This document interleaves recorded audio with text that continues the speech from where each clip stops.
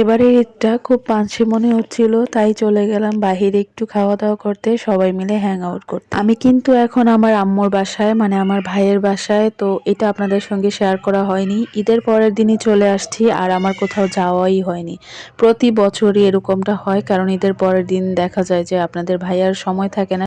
এদিকে আমার আম্মু ঈদের পরের দিন প্রতি বছরই দাওয়াত দিবে, দাওয়াতের কারণে আমার আর কোথাও যাওয়াই হয় না। তাই আমি আমার আম্মুকে সবসময় বলি, তুমি কেন দাওয়াত দিতে যাও? দাওয়াতের কারণে আমাদের আর কোথাও ঘোরা হয় না, এমনিতেও তো তোমার বাসায় আসতাম।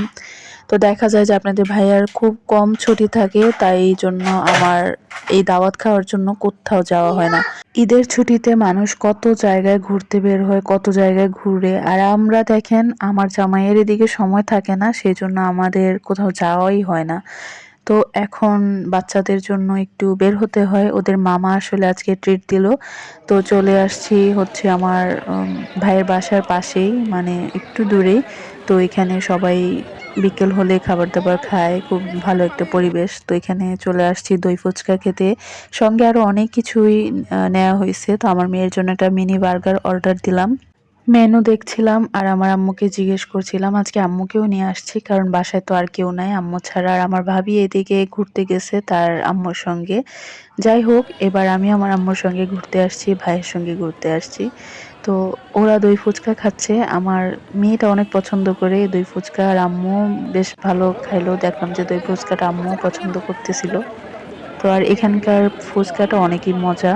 তো এখানের মিনি বার্গারটা ওর মামা ওকে খাইয়ে দিচ্ছে, কারণ জামা-টামাও একদম ভরায় নষ্ট করতেছিল এইজন্য।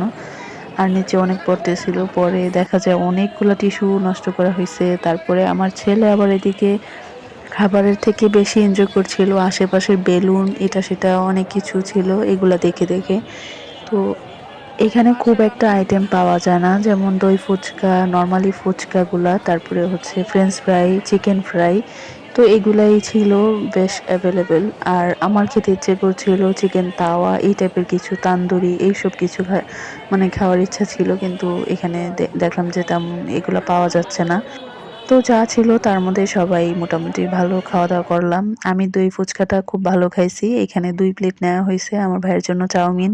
তো সবাই মোটামুটি ভালোই খাওয়া দাওয়া করলাম, করে টোরে তারপর চিন্তা করছি একটু বসবো। দেখা যায় যে আশেপাশে তেমন একটা ভিড় নাই, ভালোই। কিন্তু এই প্লেসটাতে অনেক বেশি ভিড় থাকে সবসময়।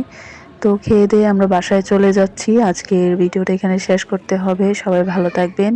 এটা হচ্ছে আমার ঈদের সেকেন্ড ব্লগ বলতে পারেন। আজকে সন্ধ্যার ব্লগ ছিল এটা। সবাই ভালো থাকেন, সুস্থ থাকেন। আর আমার ভিডিওগুলো কেমন হয়, কেমন এনজয় করেন অবশ্যই জানাবেন, কমেন্ট করতে ভুলবেন না।